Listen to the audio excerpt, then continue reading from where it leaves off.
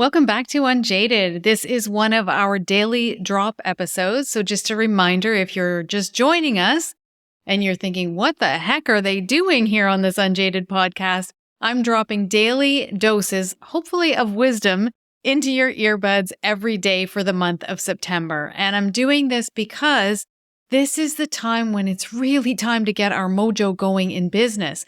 We are heading into quarter four. A lot of businesses make more money in quarter four than in the whole rest of the year. And I want that for you too. So I'm dropping daily bits of wisdom here. Now, yesterday on the podcast was one of our regular Monday episodes, and that was a group coaching episode where I had a couple of people in the room and we were talking about podcasting. One of those people was Caroline de Posada. And Caroline and I were at a mastermind last year in Florida. And we got to know each other a little bit, and she's just started a podcast. So we got talking on yesterday's episode about her voice. And, she's like, I don't remember. I know you did a reading for me, but I can't keep in mind my profile and all of these things. So I thought it would be fun just to unpack her design here together. So that's what we're going to do. This is just going to be a really high level overview. Not all of the ins and outs. We can't cover every nuance. I'm going to aim for about 10 minutes, okay? Set your timer. So we know that Carolyn is a generator, so she is here to live in response, and she will create content best when she's in response. So yes, even podcast episodes can be created in response, and I would say should, even though I hate that word. If you are a generator type, you're going to do your best work in response, and that's when people are going to feel the most connected to you. So Carol may have a piece of paper or a little voice notes that she sends herself as she's responding to things. I see her doing this on Instagram, actually. She responds to things that are happening around her and shares it immediately on her Instagram. So she could turn any of those things into a podcast episode for sure. She's here to be wise about taking the pressure off. When people are feeling way too much stress and way too much pressure, how do they get freedom from that? That's something that Carol can really uniquely help with. She's also here to be wise about intuition and health and direction in life. So Caro is a life coach. So these things fit perfectly with her brand. She was talking about that she has kind of three pillars: wellness, mindset, and relationships. So those would fit completely in with these superpower centers in her design. How Caro does absolutely everything that she does is by being bonded with the right people. This channel 59.6 is how she does everything that she does. It forms her type. So it's making her a generator and it's making her an emotional generator. So you can see, I'm going to put the chart in the show notes for you. You can see that she has this channel between that emotional center. So when you have your emotional center defined, you're automatically an emotional authority. So this channel is everything to her. It's all about for her bonding with the right people or not. Either the energy is there for a connection or it's not. The other thing that I love about Caro's design is this 5-1 profile. So fifth line profiles, you've heard me say it lots of times on the podcast, feel like square pegs in round holes a lot of times.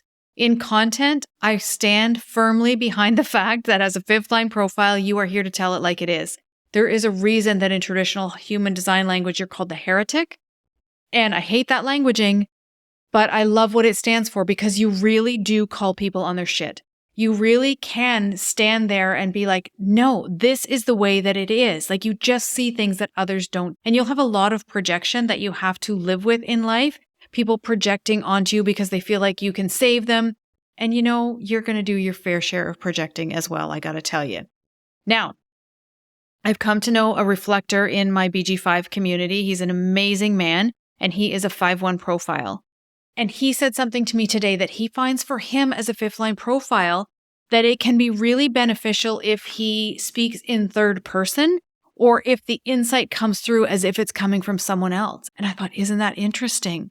So where me as a second line profile, you're going to resonate best with my content when I tell my own stories, when it comes from my own lived experience, when I share what's natural to me, when I share what's alive for me right now. But a fifth line profile, sometimes it's that we don't want to hear it from you because we know that you know the thing. I love it when people share their lived experience because I'm not having the experience in this lifetime of a fifth line profile, whereas he is, so he could share that with me. So that might be something there for Carol, maybe not. The thing that Caro said on the podcast episode yesterday, though, was that she's a storyteller. And I'm like, yeah, of course, when I looked at her design. Now, if you're a student of human design, you may be looking at her chart and thinking, she doesn't have gate 56. I don't see her as a storyteller. And this is where I think we need to take human design a little bit further and look at all of the nuances. Stephen King, that's still to date my favorite episode that I did was on Stephen King's design because he doesn't have the gate of the storyteller. And he's written, 65 or more novels at the time of this recording, maybe even more. So storytelling lives in many places in design. Caro has it in this gate 33. That is all about like the tribal leader, the person who sits around the fire and tells story through their own experience to make sense of it for you. A wise elder. She has that energy in her design. She has 6447, this really abstract. I was laughing a little bit because I'm going to tell you about being in a room with her, but I'm picturing her in a room and she has such an abstract way of bringing things around, of telling stories and making them mean something for you. It's so fun to listen to her and know her design. So this 6447 is you're making sense of your experiences. You're going through your past experiences, through your own life experience, and you're trying to turn it into something to take away the confusion for someone else. It is not for you. These gifts that Caro has are not for her. They are for others. So she's in the perfect position as a life coach to help someone else to move on their path by sharing her stories. She has the 4323, which is such an interesting energy in your design. 4323 in traditional human design language is genius to freak. And these people have the gift of insight, radical insights. These oftentimes are people who did not do well in a typical learning scenario in school because they just have such a neat way of getting from point A to point B.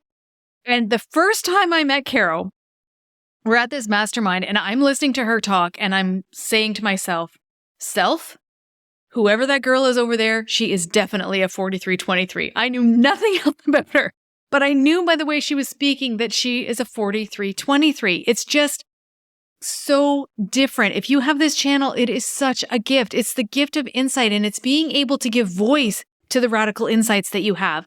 Powerful, powerful energy. A lot of these energies that Caro has in her design are projected energies. So they're going to land better with people when people have actually asked her to share them. So as a life coach, as someone who has followers on Instagram, as someone who has people reading and following along on her email list, she can assume the invitation. She can assume that she has been invited to share her insights because they are following along. They are with her there. The last thing I'm going to point out about Caro's design is that she has a mix of circuitry. So when we look at human designed circuitry, I like to think of it as like the electric panel for your design. It's the thing that everything else gets laid on top of. It's never changing. The messages of your circuitry aren't changing. That's why I started by talking about the 59-6, because it's such a big player in her design. So Caro has a mix of tribal energies, collective energies, and individual energies. And the reason that I'm mentioning that is because in my opinion, and remember that human design is interpretation, in my opinion, she can do any kind of coaching that she wants. Now, we can all do anything that we want, but there are going to be some things that we do better than others. In my own design, I have individual, integration, and collective circuitry. I don't have any tribal circuitry at all in my design. And one-on-one work is very taxing for me. I do not do great one-on-one work for long periods of time. I can do it for short bursts, 30 days, 6 weeks at the most, and then it's like everything in me wants to tap out. I'm not designed to hold people for long periods of time. I am designed for group energy. I love to be in group energy. It's my favorite thing, and you can see that when you're in the room with me in a group. It's magical. Caro has this beautiful gift where she can do group really well. She can do one-on-one very, very well. And she can also do like leading through story and through example and never seeing a client in person if she wants to. She has this mix of circuitry. So that can be a fun place to look in your design. You know, if you're starting to have a hard time with one way of coaching, or if you're drawn to something and you're not really sure why, and you're not really sure you'd be good at it. In my own experience, every coach that I had tried to make me into a one-on-one coach. Every coach. Don't go into group until you've done a certain amount of one-on-ones. My soul was dying as I was doing this one-on-one work. It was very taxing on me. Tribal circuitry is all about holding and supporting people. I don't have any of it. So it's no wonder. So start to play in your human design circuitry and just notice what kind of energies are there, not just whether it's tribal, individual, or collective, but also notice, is it abstract? Is it logical? How does it want to play? How does the energy, because those channels are everything in your design. So that's just kind of a rough overview. We didn't get it in under 10 minutes. Darn.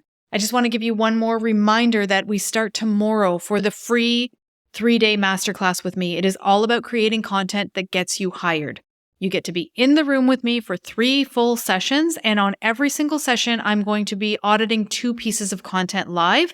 You do need to be in the room in order to have your content up for grabs for that audit. And remember that even if your piece of content isn't chosen, we learn just as much, sometimes more, when we're watching someone else have something done than if we are panicked because our piece of content has got everybody's eyes on. Whether you have your piece of content chosen to be audited or not, you're going to learn so much in the room. We are going to get you really leveraging your human design so that you can create the kind of content that gets you hired.